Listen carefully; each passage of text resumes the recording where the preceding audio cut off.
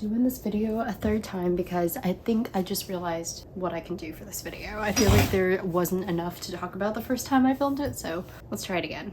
Hi, welcome to my channel. Today I'm going to be talking about some books that I've read recently and also the books that I found at this used bookstore I visited when I was visiting family. So we're gonna do the book haul first. Now, please be warned that I picked these books out of mostly just looking at them and deciding I'd read that. So a lot of them aren't based on like my best book buying instincts. I haven't heard of these for the most part, so we're just going off of vibes, covers, the little sign that said what genre it was. Really, it's just kind of a spontaneous book buy. They were really cheap and I just thought that this was a good opportunity to find some less known books. So the first one that I'm going to talk about is Good Omens by Neil Gaiman and Terry Pratchett. Now, the way I decided that I was gonna get this book is kind of, there's a long story to that. There's a series called Jessica Jones. It's a Marvel series, and essentially the villain of that show, Kilgrave, is played by David Tennant, who also plays this guy that's on the cover, Crowley, in an adaptation of this book. I decided to get this because of David Tennant. I probably wouldn't have picked this up had it not been for him existing. Maybe at some point I will watch the show, but I think I want to read this first before watching the show. The next one that I got was The Invisible Man by H.G. Wells. Again, I don't really know what this is about, but I read The Time Machine by H.G. Wells and really enjoyed it. It was for a school thing, so I only chose it for that reason, but then I was like, wait, this is actually kind of good. Another one of his books I will be giving a try. That was the weirdest formatted sentence I've ever said in my life. Anyways, I'm assuming this is about a man who is invisible. He realizes that he can be invisible and does nefarious things.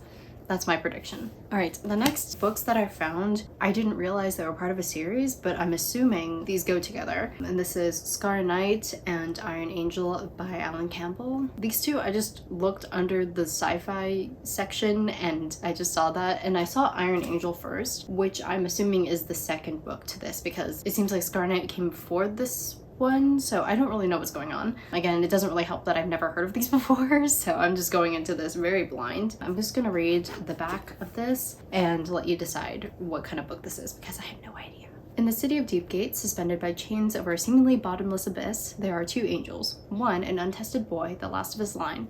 The other, a psychotic murderer mad for revenge, or redemption. When one of the city's own turns against its people, bringing enemies to its doorstep, both seek a powerful magic at the bottom of the chasm and learn that what lies below is far more sinister than they've been taught to expect.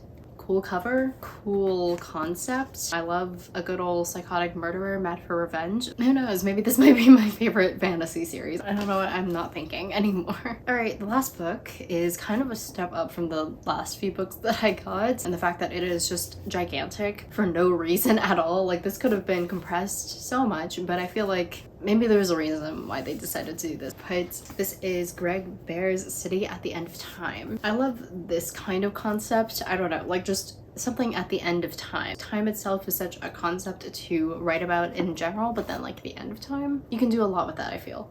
This is why I got this book. I'm gonna read the back. In a time like the present, in a world that may or may not be our own, three young people, Ginny, Jack, and Daniel, dream of a decadent, doomed city of the distant future, the Kalpa. But more than dreams link these three. They are fate shifters, born with the ability to skip across the surface of the fifth dimension, inhabiting alternate versions of themselves. Wait, this sounds like dreamwalking from Doctor Strange. Continuing, and each guards an object whose origin and purpose are unknown, gnarled, stony artifacts called Sun Runners that persist unchanged through all versions of time. Hunted by others with similar powers who seek the Sun Runners on behalf of a terrifying goddess-like entity known as the Chalk Princess. Whoa. Ginny, Jack, and Daniel are drawn into an all but hopeless mission to rescue the future and complete the greatest achievement in human history. Yeah, this kind of sounds like Doctor Strange and the Multiverse of Madness. So I don't know what to think about that. Maybe that'll be like a point of intrigue for me, but this will be kind of fun to annotate too. The pages are big, so I can put sticky notes on it. That'll be fun.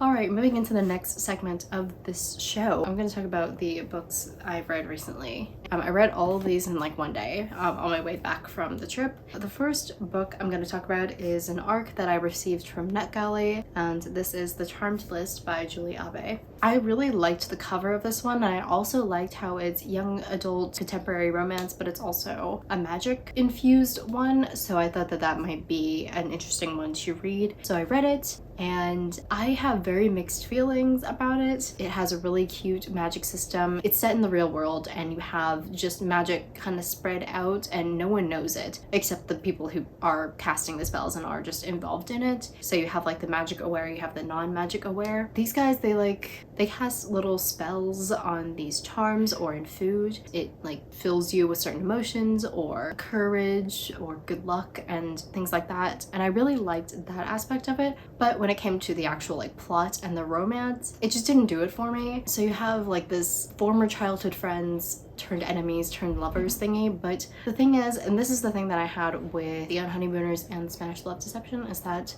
they don't hate each other. Like, they don't actually hate each other. It's only one person that hates the other person, which I hate in itself because it's just annoying. And especially the main character, Ellie, like, she hates Jack, the love interest. She hates him for absolutely no reason. Like, yeah, he just stopped talking, but you gotta give him, like, the fact that his mother passed away, she never gives him a chance to explain. Like, she just automatically assumes that he has the worst intentions, and it was just kind of annoying to me the entire time. So those are my feelings on the Charmed List. The magic really did it for me, but it's just a 2.5 at best for me. The next arc that I read yesterday was Boys I Know by Anna Garcia. This one was kind of surprising. This is a YA contemporary, but it takes a different direction. You are following this protagonist who keeps making mistakes in her relationships, not with just boys, but also just her friendships and her parent relationships and with her sister. She keeps making these mistakes over and over again, and she realizes that she needs to set higher expectations for not only herself but for other people. She just goes through these really messy situations. It kind of reminds me of The Bell Jar. It doesn't have that like depressing side to it, but it's definitely like, it really does remind me of The Bell Jar by Sylvia Plath. Yeah, okay, that's why it felt familiar. That's why I surprisingly liked it a lot. It's heavy relationship topics for a teen, so do with that what you will, but I really enjoyed it, and I thought that it tackled identity and agency a lot, because you're following an Asian protagonist going through kind of this confusion between whether she wants to be accepted just by the majority of people or if she wants to be recognized for her individuality. And that was just such a really relatable scenario, and then she goes through some really tough situations, and that's why I really liked it.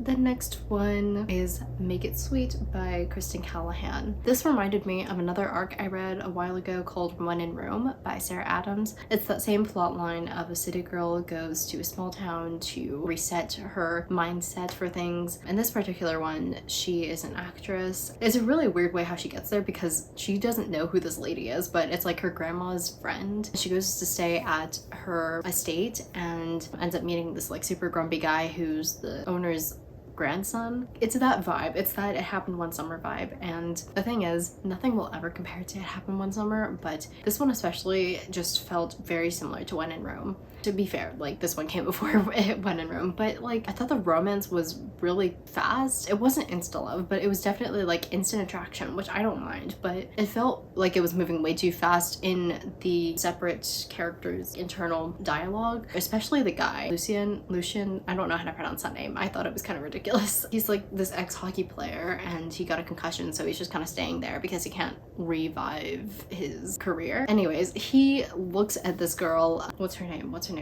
Oh no, I forgot her name. This is gonna bother me for the entire thing. Anyways, Lucian has like this instant attraction to her, but then it just escalates to, I would do anything for this girl, but I don't even know who she is. For that reason, I'm out. Like, I just don't care for it that much. That instant progression, it just doesn't make any sense to me. And for me, I either have to have something like childhood friends to lovers where you've already had that like chemistry built up, or you have a really slow burn. Like, for some reason, I think those are the two that I've really been able to stick by and what really do it for me. So yeah, for some reason Make It Sweet was just not what I expected. I really liked Dear Enemy, which I talked about in the last video, but this one just didn't do it for me. Anyways, those are the books that I've read recently, and those were the books that I found at the used bookstore. bookstore. I hope you enjoyed this video. I will be going to Disney next week, so I'm really excited to do a vlog for that. I was thinking of reading, well, I've already read The Fine Print, so I can't talk about that one, but